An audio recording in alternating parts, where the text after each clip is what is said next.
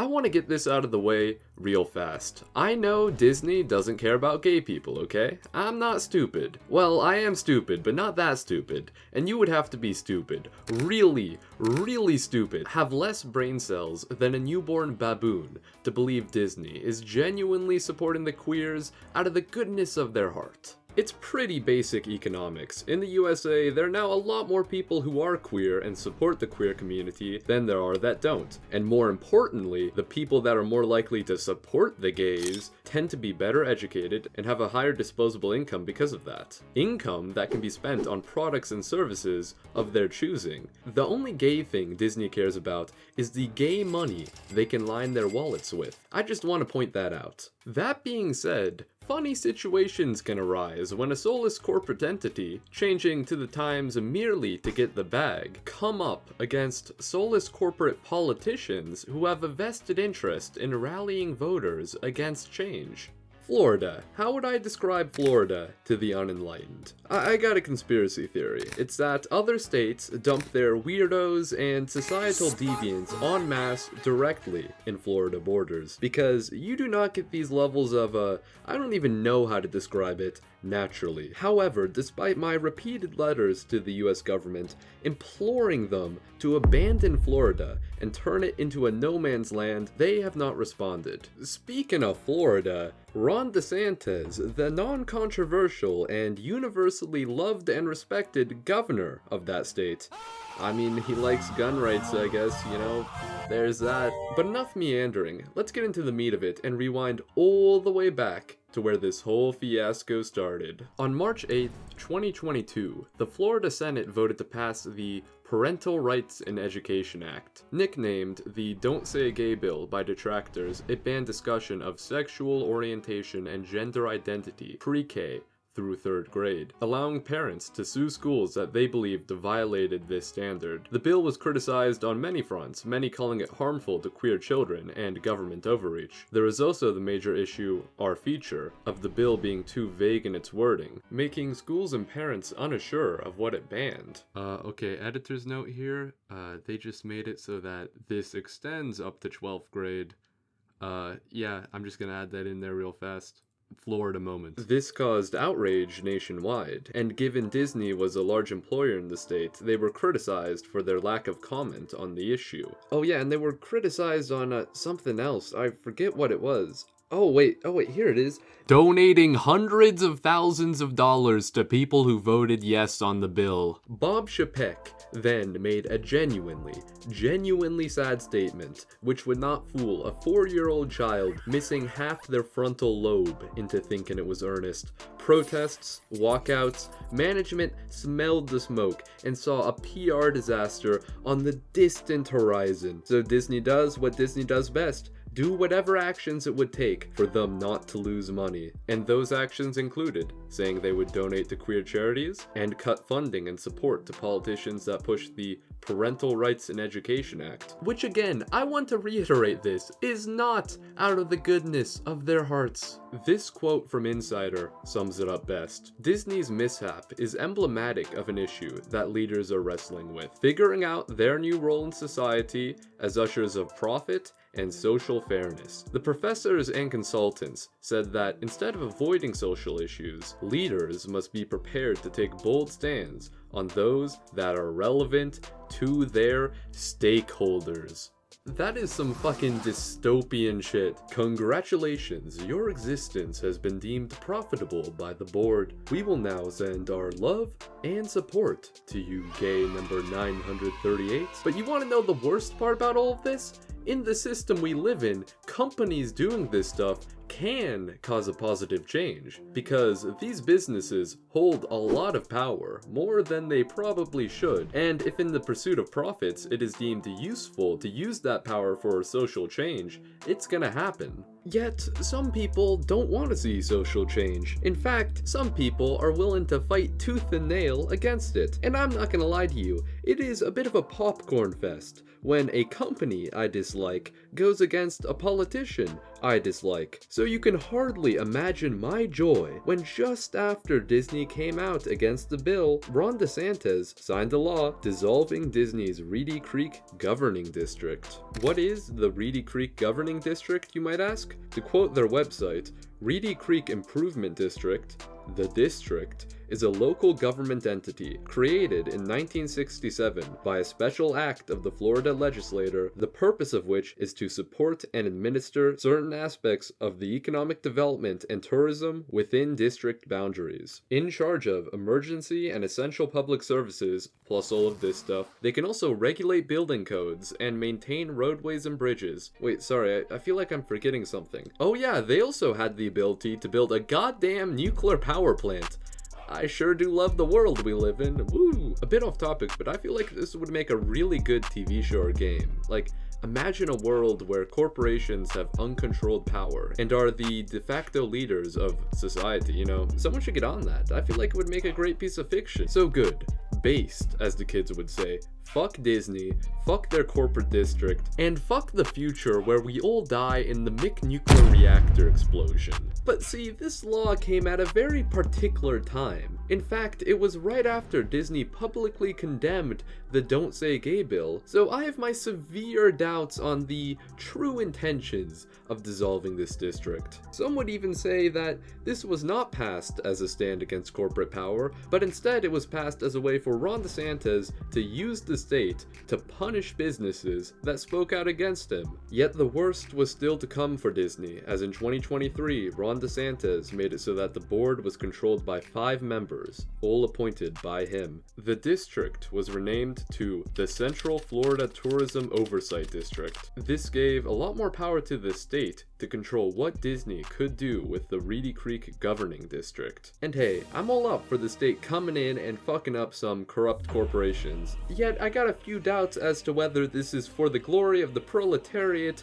or for the glory of people who donated money to Ron DeSantis' campaign. But see, he miscalculated, and he miscalculated badly. Telling Disney what they can and can't do with their money is in their eyes the equivalent of ripping a newborn baby out of the arms of its mother. I really need to put this into perspective for you. Think of the person you love most in your life. Now know that if you measured all that love you had for that person over your entire life, it would be 1/100th of the love a Disney executive feels for the penny they picked off the ground yesterday. You cannot compete. So what do you think Disney did? Well, Bob Chappelle— oh, wait, he got fired. We will never know why. Robert Iger, the old CEO of Disney that left, then came back, would not be having any of this. First of all, it would be announced that Disney would be hosting, quote, the largest LGBTQ plus conference in the world. The business equivalent of telling Ron DeSantis to go suck a dick. At this point,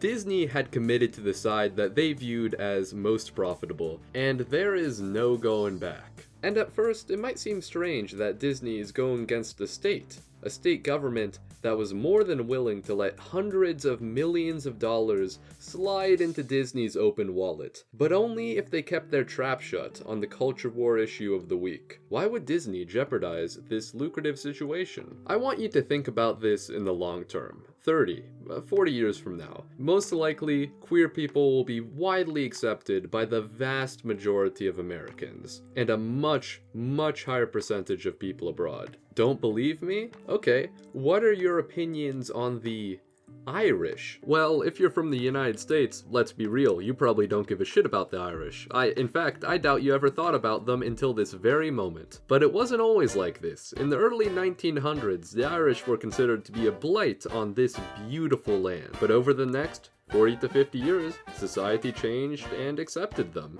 And in the United States, we have active examples of this happening with several other groups as well, all depending on how well you can blend into the majority, that is. And majority of queer people can blend in. The tides of progress stop for no one, and they most assuredly know it. In the not too distant future, we will undoubtedly see Disney pump out some corporate propaganda— documentary piece jerking off to how much they they helped the gays in the early 2020s, so that'll be a nice bonus for them. And that was it. That's the tale that's gonna be told. A story of how Disney willingly lost money to support a marginalized group. If it wasn't for the small fact that this is motherfucking Disney we are talking about, the kings of cash, destroyers of public domain, did you honestly think that they would just idly sit by and watch as they lost control over their money?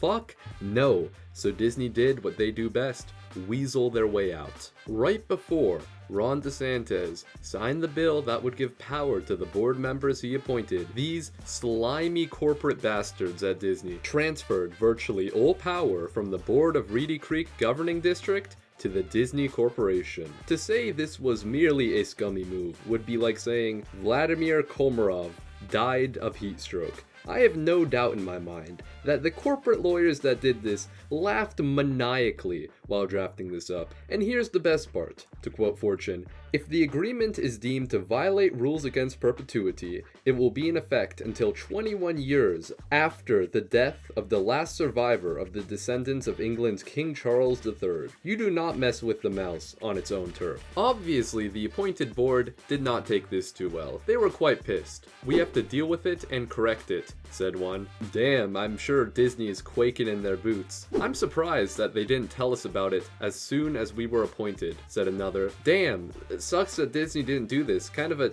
dick move, I'm not gonna lie. Needless to say, Disney kinda screwed them on all fronts. And what's the surprise here really? You have to be high out of your mind to think that Disney would just do nothing and watch their money poof into smoke. They are a corporation, and no matter what, profits are priority uno. And if you get in the way of those profits, you are a liability that needs to be cut off. I doubt Disney will be donating much more money to people who support Ron DeSantis. Let me tell you that much. And of course, this story isn't over, and it's not going to be over for a while. Ron DeSantis calling for an investigation into the Disney governing district, advocating for tolls on roads leading into the area, wanting to raise taxes on them. We will undoubtedly see Disney pull more slimy plays out of their sack o' fiendish tricks. And all I can say is, good luck suing Disney, okay? Dropping a man in the middle of a pack of rabid hyenas would be more ethical than making them go against a Disney lawyer. But you want to know the real part of this story I love? These two entities can benefit each other so much if they just dropped the pandering and worked together. I mean, the Republican Party has long been the de facto champion of large corporations. Truly a symbiotic relationship. They would cut taxes and regulations for corporations, and those corporations would use a fraction of the money they made from those actions to donate to their campaigns and lobby them. Win-win. I mean, you know, except for 99.9% of Americans, but who gives a shit about them? However, the cash that can be made from doing this is starting to approach the amount that can be made by appealing to a large amount of consumers. And given the views of the younger generation and people worldwide currently, it should come as no surprise that these companies are pivoting who they support. Here's a horrible analogy for it. Okay, so imagine a ship that is far out in the ocean. On this ship, you got two groups, the crew and the rats. But see, these aren't normal rats. They are intelligent, and there are rules they have to follow. 4 times a year, these rats must bring the crew food, and in return, the crew lets them live on the ship. But see, recently there's been a small problem. The crew has started punching fucking giant holes in the ship's hull, and the ship is slowly going down. And see, the rats don't like this, as if the ship sinks with them on it, they will all, how do I say this, fucking drown. Yet the rats that speak out against the ship sinking movement are severely punished. So seeing the rising water levels, they jump ship and fuck off and try to go to the nearest lifeboat, leaving for a more stable crew. And the crew on the old ship will starve far before the water gets them. While a lot of people might look at this whole clusterfuck as a funny moment and nothing else, I think a lot could be taken away from the effects this could have on other businesses and corporations that are observing from afar, seeing what politicians are too unstable to be trusted with the continued prosperity and freedom of their company. I can nearly guarantee you that if any more companies start getting shafted like Disney did by the Republican Party, we will inevitably see an influx of the more standard Mitt Romney type Republicans, ones who are willing to put the culture war on the back burner for the free market. And also, let us not forget, more business-oriented, corrupt Democrats. Because when all is said and done, the money flows to whoever will cause the least interference, regardless of their beliefs, and that's just the system we live in. Get used to it. Thanks for watching. Sorry for the long upload time, I've been busy, and you can bet your ass I'm gonna follow this situation and make some follow-up videos when more garbage happens. I don't really care what happens to Disney or Ron DeSantis, so it will be funny no matter what. Also, I scripted and recorded this video long before Legal Eagle released his, okay? You gotta believe me. You gotta believe me. Well, I'm off.